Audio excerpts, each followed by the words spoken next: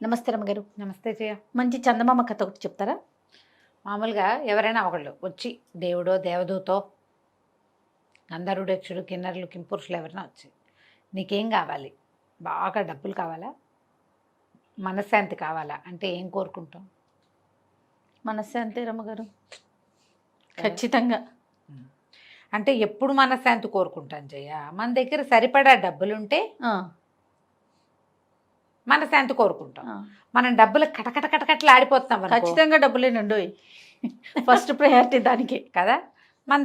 మన దగ్గర డబ్బో దశకమో ఏదో మన లివింగ్ బాగున్నప్పుడు నెక్స్ట్ స్టెప్కి వెళ్తాం. మనశ్శాంతి కావాలనుకుంటాం. మనకి డబ్బులు లేకపోయినా పర్వాలేదు, మనశ్శాంతి కావాలని ఎప్పుడు అనిపిస్తుంది? డబ్బులు ఉన్నా కనిపించేది అది అదే నెక్స్ట్ స్టెప్ అయితే మనశ్శాంతి. మనశ్శాంతి. దీని మీద ఒక కథ చెప్తాం. ఓకే, ఇంకా నన్ను అడుగుతున్నారు అనుకున్నాను రమ్మగారు.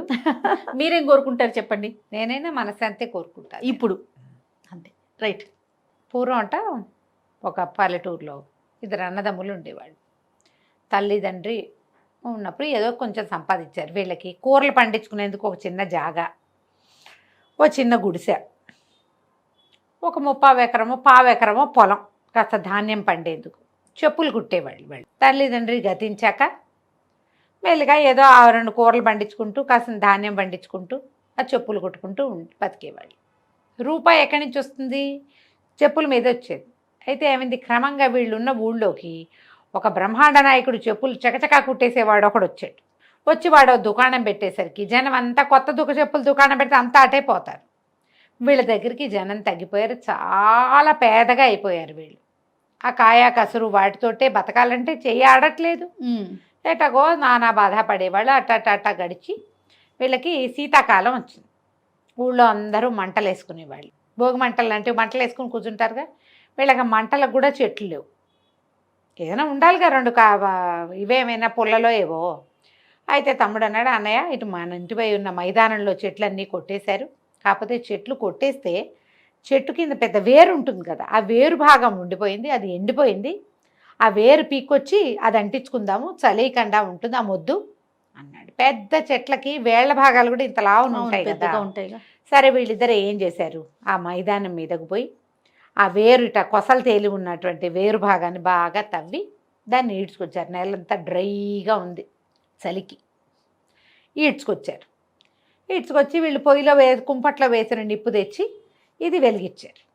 వెలిగిస్తే మెల్లిగా అది కాలటం మొదలుపెట్టింది. ఆ వేళ్ల భాగాలు సన్నగా ఉన్న భాగాలు ముందు కాలుతాయి కదా, అన్నీ కాలి మొద్దు అంటుకునేసారు కల్లా. ఏమైంది, దానికి ఒక తొర్ర ఉంది ఆ వేరుకి ఓ పక్కన.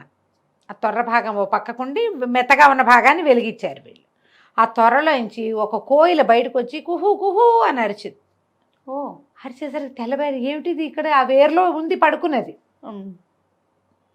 ఆ వేరు ఇట్లా పై భాగంలో ఉంది, వీళ్ళు కింద నుంచి తవ్వారు.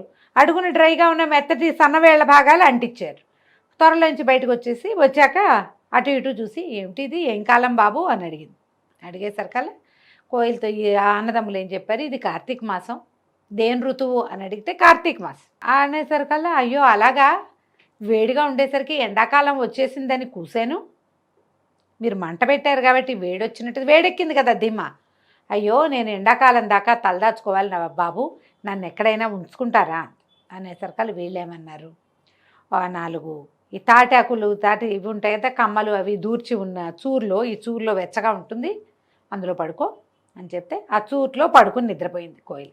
అది ఈ కార్తీకం నుంచి మళ్ళా చైత్రమాసం వచ్చేదాకా అక్కడే పడుకుంది.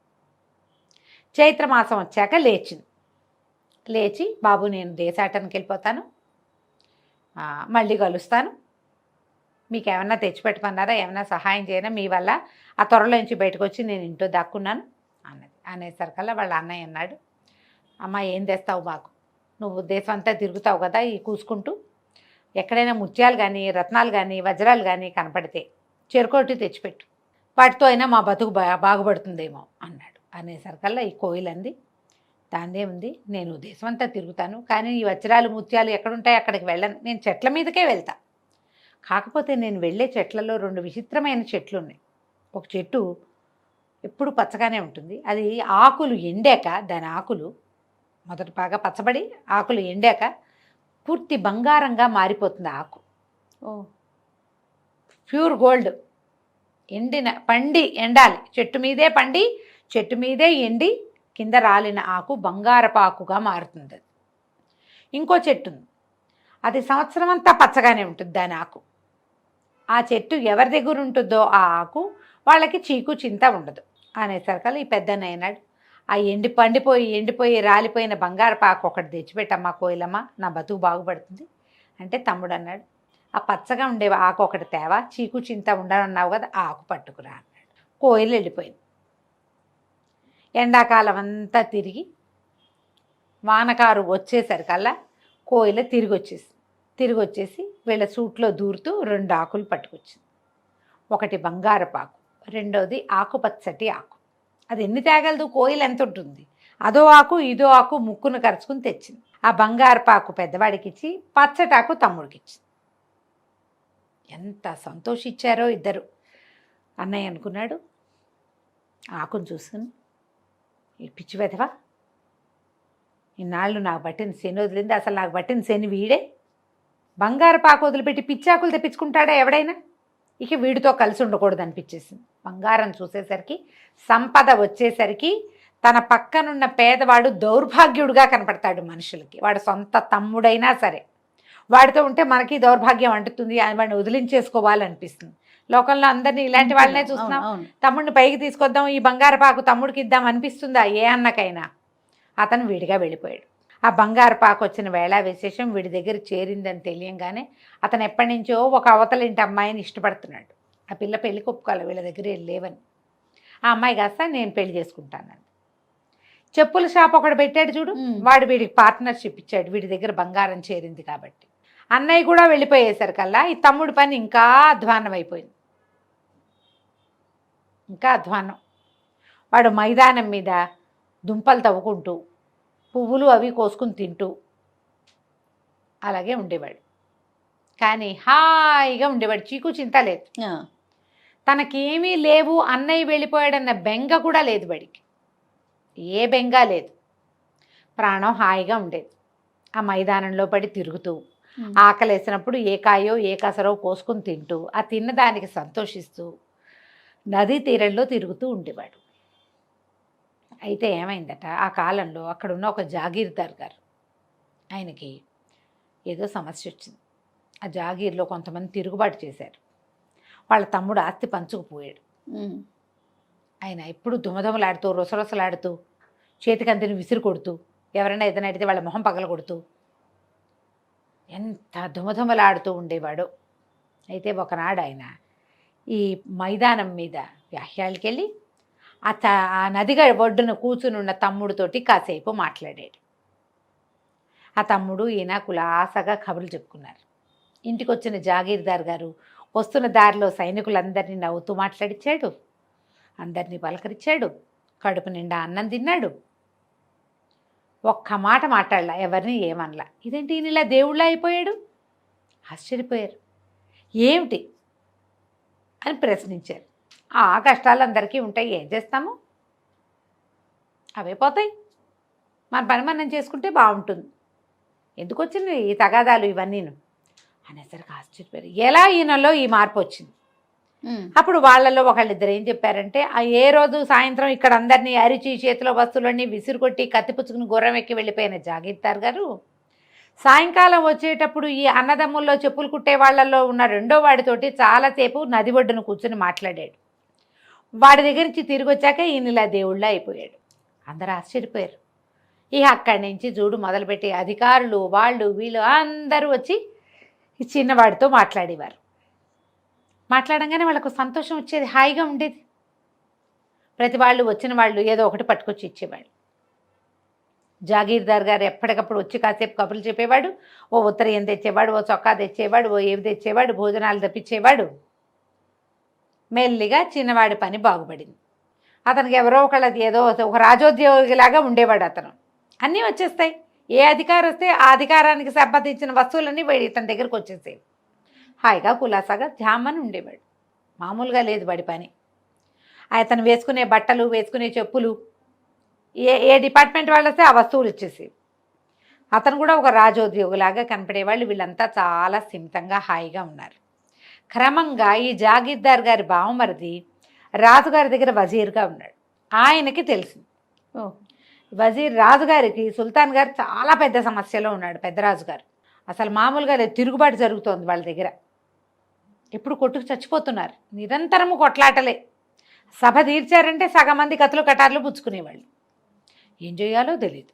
సరే, ఆయన ఏమనుకున్నాడు, ఈ చెప్పులు కుట్టే అతన్ని పిలవాలనుకున్నాడు. కబురు చేశాడు.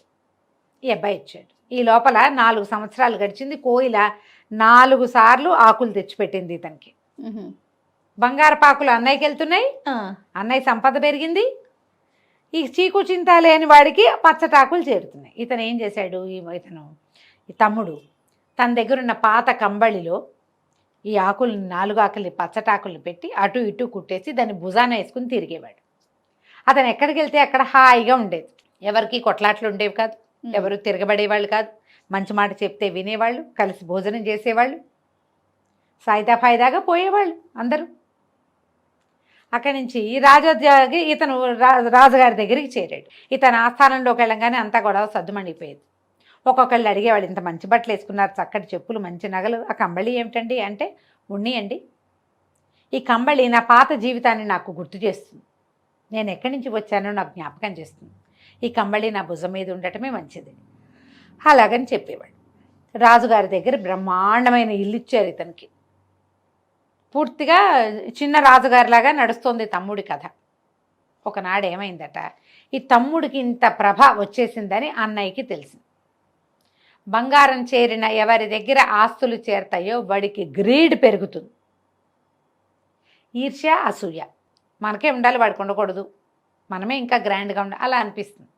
భార్యతోటి ఏం చెప్పాడంటే, మా ఏదో 4 పిచ్చాకులు సంపాదించిన వాడికే ఇంత పేరు వస్తే నాకెంత రావాలి, బంగారాకులు సంపాదించిన వాడికి. నేను రాజుగారి దగ్గరికి వెళ్ళి ఇంకా గొప్ప పేరు సంపాదించుకుంటా, పద వెళ్దాం మనం అని భార్యను పుచ్చుకుని బయలుదేరాడు. వీళ్ళు బోల్డని సామాన్లు గీమాన్లు అన్నీ తెచ్చుకున్నారు. ఒక దారి వెంబడికి వెళ్తున్నారు. వాళ్ళు ఎక్కడికో మాయం వెళ్ళిపోయారు కదా. తమ్ముడికేమో రాజుగారి ఆస్థానం నుంచి గుర్రాలు అవి వచ్చినాయి. అన్నయ్యకి ఏం రాలే, తనే సొంత కత్తు మీద, సొంత పూచి కత్తు మీద బయలుదేరాడు. ముందుకెళ్ళే కొంతకి తీసుకెళ్ళిన ఆహారం అయిపోయింది. కటకట్లాడుతున్నారు తిండికి. ఏ పూట కాపుట వెతుకులాటగా ఉంది, డబ్బులున్నాయి. అయితే ఏమైంది, ఒక అడవిలో ఒక చోట విశ్రమించారు వీళ్ళు. విశ్రమిస్తే వీళ్ళకి ఒక ఆవిడ, ఒక చక్కటి ఆవిడ బుట్టతోటి ఆహారం తెస్తూ కనపడింది. ఎవరు ఏమిటి అని పలకరించారు. నేను రాజుగారి దగ్గరికి వెళ్తున్నాను బాబు, ఏవో కొన్ని ఆహార పదార్థాలు తీసుకెళ్తున్నాను, మీరు కూడా ఏమన్నా రుచి చూస్తారు ఏమిటి అని పెట్టింది. తిన్నారు. అక్కడి నుంచి వేడి వేడి పాయసం ఉంది, ఈ పాయసం పుచ్చుకోండి, ఆహారం పూర్తవుతుందని ఈ రొట్టెలు కూర అన్నము కాకుండా చెరుకో కప్పు పాయసం పోసిచ్చింది. పాయసం తాగి ఇద్దరు ఒళ్ళు తెలియకుండా పడుకునేశారు భార్య భర్త. అందులో మత్తు మందు కలిపింది. ఈవిడేం చేసింది, ఫుల్గా లూటీ చేసేసింది వీళ్ళని. వీళ్ళ దగ్గర వస్తువులు ఉన్నాయి ఈవిడ, ఎందుకంటే డబ్బు కలిగి ఉన్నాడు అతను. చెప్పులతో సహా లాగేసింది, అన్నీ బుట్టలో సర్దేసింది. ఏ బుట్టలో ఆహారం తెచ్చిందో అందులో వీళ్ళ వస్తువులన్నీ సర్దేసింది. ఇంతలో ఏమైంది, ఆవిడ కొడుకు వచ్చాడు, ఒక 10-12 ఏళ్ల వాడు. వాడిని అడిగింది, ఏరా ఊళ్ళో ఏం దొరికిందిరా అబ్బాయి నీకు, ఇక్కడ వీళ్ళు దొరికారు, వీళ్ళని లూటీ చేసేసాను, ఏం దొరికిందంటే, అమ్మాయి ఏం దొరకలేదే, ఈ రాజుగారి భవనం పక్క నుంచి వెళ్తుంటే ఎవరో కిటికీలో నుంచి ఒక కంబళి బారేశారు, సరే కంబళి వెచ్చగా ఉంటుంది కదా అని అది పుచ్చుకొచ్చానే అన్నాడు. ఈవిడేం చేసిన, పాత కంబళి మనకెందుకురా, వీళ్ళ దగ్గర నుంచి అన్నీ లాగేసాం, వీళ్ళ మొహాన్ని బారేద్దాం దీన్నని ఆ కంబళి ఎత్తి ఈ అన్నయ్య మీద విసిరేసి బుట్ట ఎత్తి పుచ్చుకొని కొడుకు ఆవిడ వెళ్ళిపోయారు. అన్నయ్య నిద్రలేచి చూసుకున్నాడు, చెప్పుల దగ్గర నుంచి ఏమీ లేవు. భార్య నిద్రలేచింది, ఏమిటండి అన్నీ పోయినట్టున్నాయి అంది.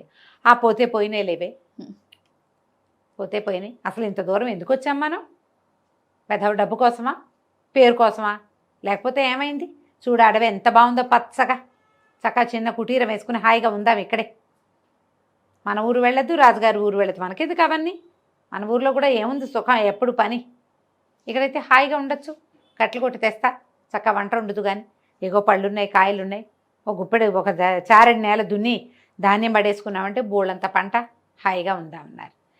ఎక్కడి నుంచి వచ్చింది కంబళి, అక్కడి నుంచి తమ్ముడు. అయితే ఏమైంది, తమ్ముడు దగ్గర రాజుగారు పొద్దున్నే ఆయన నిద్రలేచి ఈయన్ని పిలుచుకురమ్మన్నారు. పిలుచుకురమ్మనేసరికల్లా తమ్ముడు అప్పుడే నిద్రలేచాడు. చూసుకుంటే నా కంబళి ఏదంటే లేదు, కంబళి పోయింది. అని తెలియం కానీ ఈయనకి భయం ఏట మొదలుపెట్టింది. ఏం జరుగుతుంది తమ్ముడికి ఎందుకు పిలిచారు నన్ను ఏం చేయబోతారో అని భయం. అప్పటిదాకా ఏ భయమూ తెలియకుండా ఉన్నాడు. వెతుక్కుంటున్నాడు కంబళి కోసం, ఎంత వెతికినా దొరకల. ఒక కుర్రాడిని పనిలో పెట్టుకున్నాడు. వాడు ఈ పాత కంబళి ఎందుకని కిటికీల నుంచి కిందకి విసిరేశాడు. ఓహో, ఆ కంబళి ఆ కుర్రాడి దొరికింది, అది వెళ్ళిపోయింది అవతలికి. భయపడుతూ రాజుగారి దగ్గరికి వెళ్ళాడు. ఎప్పుడైతే ఇతను మీద కంబళి లేకుండా ఎదురుపడ్డాడో రాజుకు చిరకు, ఏమిటి వీడి మొహం, చెప్పులు కుట్టేవాడు వీడిని నేనెందుకు పిలిచాను, వీడిని ఇక్కడెందుకు పెట్టుకున్నాం మనం, సభలో వాళ్ళందరిని అడిగాడు. మనం ఈ చెప్పులు కుట్టేవాడిని ఎందుకు పిలిచాం అంటే, ఏమోనండి మీరు ఎందుకు పిలిచారో మాకు తెలీదు అని వాళ్ళలో వాళ్ళు కొట్టుకోవడం మొదలుపెట్టారు. వాదించుకుంటున్నారు. సభ అంతా రణరంగం అయిపోయింది. ఆ చెప్పులు కుట్టేవాడిని బయటికి తోసేయండి అన్నాడు రాజు. బయటికి తోసేశారు. బయటకు వచ్చేసాడు. వచ్చాక అనిపించింది, ఎందుకు నేను ఇక్కడికి వచ్చాను, పాత గుడిసెకి వెళ్ళిపోతే స్థిమితంగా ఉంటుంది. అదే మన ఆస్తి ఏది, మనం ఓన్ ప్లేస్కి వెళ్ళిపోతాం. సమస్యల్లో ఉన్నప్పుడు ఏం చేస్తారు, ప్రతి వాళ్ళు సొంత ప్రాంతానికి వెళ్ళిపోతారు, అంతేగా. సరే తన వైపుకి నడవటం మొదలుపెట్టాడు. అడవి దాటి ముందుకెళ్ళాడు. అడవి లోపలికి వెళ్ళేసరికల్లా ఓ చిన్న గుడిసె కనపడింది. అన్నయ్య అందులో నిద్రపోతున్నాడు. వదిన వంటకేస్తుంది. గుడిసె లోపలికి వెళ్ళాడు. ఆవిడ రావయ్య మరిది భోజనం చేస్తావా అంది. అంతకుముందు ఎప్పుడూ లేదు. అదే కదా. ఆ కంబళి చూసేసరికల్లా వీడికి స్థిమిత వచ్చేసింది. కూర్చున్నాడు. అన్నయ్య నిద్ర లేచాడు. ఏరా తమ్ముడు, రాజుగారి దగ్గర నుంచి వచ్చావా, నువ్వు కూడా ఇక్కడే ఉంది కానీ మనం కలిసి ఇక్కడే ఉందాం అన్నాడు. అనగానే వీడికి నవ్వొచ్చింది. ఇక్కడ ఎందుకన్నయ్య, మన ఊరు వెళ్ళిపోదాం, ఇక్కడొద్దు, ఈ కంబళి పుచ్చుకొని వెళ్ళిపోదాము, మన ఊరు వెళ్ళి మన చారెడు పొలం పండించుకుందాం, మన దోసెడ్ జాగాలో కూరలు పండించుకుందాం, మన గుడిసెలో మనం ఉందాం, ఏమొచ్చినా అక్కడికే వస్తాయి ఇంకా అని కంబళి భుజాన్ని వేసుకుని అన్నయ్య వదిన చెరో పక్కన నడుస్తుండగా తమ పాత ప్లేస్కి వెళ్ళిపోయారు. వాళ్ళు హాయిగా ఉన్నారు ఎప్పటికీ. వాళ్ళకి ఇంకెప్పుడు కోయిలు వచ్చి వాళ్ళకి ఏమి ఇవ్వల. కానీ ఆ పాత 4 ఆకులు ఆ కంబళిలో దాక్కుని వాళ్ళ ఇంట్లోనే ఉన్నాయి. అలానే ఉన్నాయి. వాళ్ళు ఎప్పుడూ చీకు చింత లేకనే ఉన్నారు. మళ్ళీ బంగారం చేరిందనుకో మళ్ళీ గ్రీడ్ వస్తుంది, అంతే, మళ్ళీ ఓర్వలేనితనం వస్తుంది. బంగారం లేదు, ఎప్పటికీ వాడని పచ్చాకులు వీళ్ళ దగ్గరే ఉన్నాయి. వాళ్ళు స్థిమితంగానే ఉన్నారు. రాజుగారు ఎప్పట్లాగానే కొట్టుకుంటూ ఉన్నారు. జాగీర్దార్ గారు ఎప్పట్లాగానే ఉన్నాడు. ఆ ఊరు వాళ్ళే వచ్చి వీళ్ళని చూసి వెళ్తూ ఉండేవాళ్ళు, అంతే. కథ కంచికి మనం ఇంటికి. చాలా బాగుంది రమ్మగారు. చీకు చింత లేకుండా ఉండటమే నిజమైన వరం, అంతే. డబ్బులు లేవు, డబ్బో బంగారమో వస్తే చీకు చింత ఆటోమేటిక్గా వస్తుంది. అవి ఉన్నా వాటిని ఊరికే ఉపయోగపడే వస్తువులుగానే ఉంచుకోవాలి తప్ప మనం పెరిగిపోకూడదు. ఆలోచనలో ఉండాలి అది సరిగ్గా. ఎంత బాగుంది చూడు కదా. చాలా బాగుందండి. నమస్తే రమ్మగారు. నమస్తే చేయ.